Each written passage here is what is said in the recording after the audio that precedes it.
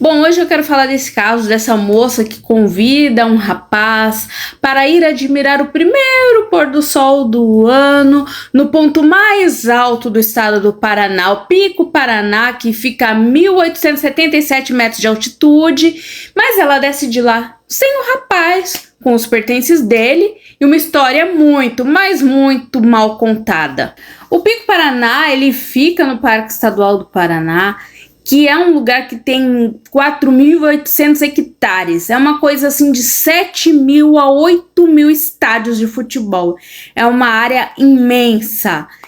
É uma trilha que é considerada muito difícil, com partes ali de mata fechada, partes que a pessoa só fica pendurada porque é íngreme, só tem cordas para se pendurar e grampos para subir. Então é um lugar que não é para qualquer um ir fazer a trilha. E o Roberto, ele não tinha experiência nenhuma nisso.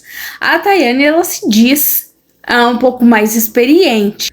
O Roberto, ali muito jovem, né, com 19 anos apenas, ele havia acabado de se formar, técnico de segurança do trabalho, ele já não tem mais a mãe dele, ele tem um relacionamento mais distante com o pai, ele mora ali com a irmã, alguns familiares, e teve esse infortúnio de conhecer essa moça e acabou caindo nessa furada com ela, né. Ele havia conhecido ela há pouco tempo, ficaram ali umas 2 ou 3 vezes, e ele decidiu, de bom tom, aceitar esse convite para ver o primeiro pôr do sol no pico mais alto do estado do Paraná. No dia 31 de dezembro, a Tayane e o Roberto, eles se encontram ali no terminal rodoviário da cidade de Curitiba. Ali eles vão até o parque e iniciam o trajeto. Eles param em um dos primeiros pontos de acampamento ali durante a extensão. Antes do trajeto mais difícil de subir, existem alguns pontos de acampamento.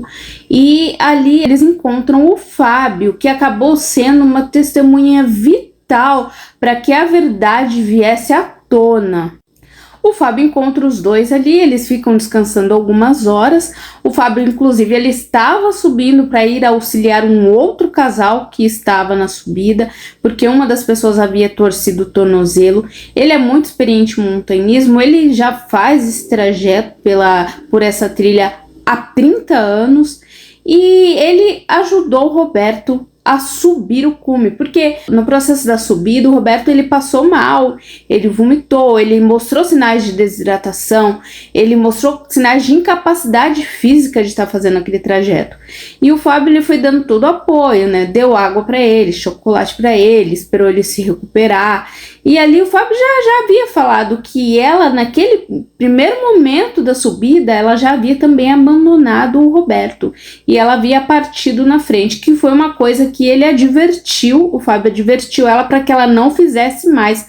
Durante a descida, descem ali a Tayane e o Roberto. Ela alegando que, a um primeiro momento, ela não tinha prestado muita atenção, não tinha percebido muito que ele havia ficado para trás. Passaram ali 3 corredores, ali a passos largos, mais experientes, mais rápidos, e ela decidiu por fim ir atrás deles, no mesmo pique, ignorando completamente o Roberto, que estava completamente debilitado, alegando que fazia parte do estilo de vida dela. Então o Roberto simplesmente fica para trás, sem ninguém saber o que aconteceu com ele. E ela chega ali ao primeiro ponto de acampamento, onde ela, muito, muito preocupada com o Roberto, logicamente ela vai dormir, né? E depois disso, depois de algumas horas, vem o Fábio. Quando o Fábio encontra ali a Tayane dormindo, ele pergunta cadê o Roberto, onde ele estava, o que havia acontecido, ela não sabia responder, então ele se desespera. O Fábio, que foi responsável por tentar refazer o trajeto para encontrar o rapaz, e foi ele que acionou o corpo de bombeiros. Porque, pasmem, ele disse que durante isso ela estava completamente irritada, impaciente e só queria ir embora e se livrar do BO como se nada tivesse acontecido. Porque se for ver ali pelo depoimento da Tayane, né, ela foi, nossa, de muito bom grado, né, ajudar o Fábio a procurar o amigo dela, tal, chegando à exaustão física, tal, mas estava muito empenhada, né, só que não é isso a verdade, né, o Fábio relata que ela estava bem de saco cheio e só querendo fugir, tanto que no primeiro momento que ela pôde, ela simplesmente desapareceu, só sumiu, sem dar tchau, sem nada. E o Fábio que teve que ficar ali, uma pessoa que não tinha contato com o Roberto, que não conhecia o Roberto, só ajudou ele ali durante a trilha, ele que teve que ficar ali auxiliando os bombeiros e passando as informações que ele tinha. Ele relata, né, que ela em nenhum momento demonstrou nenhum tipo de empatia pelo que estava acontecendo com o rapaz, né?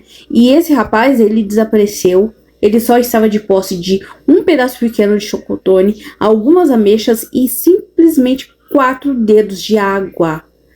A família do Roberto criou ali um perfil no Instagram para poder publicar informações sobre o desaparecimento dele. Então sigam lá, fiquem de olho. É o Resgate Roberto Pico Paraná. Nós seguimos esperando o desfecho desse caso. Como a própria Tayane disse, é um local de altíssima dificuldade. Imagina você não estar em condições, você já estar ali colapsando e ter que fazer uma descida dessa. Ela disse que o risco também dele ter caído num penhasco é muito alto. Há informações que eles brigaram, chegaram a brigar durante o trajeto.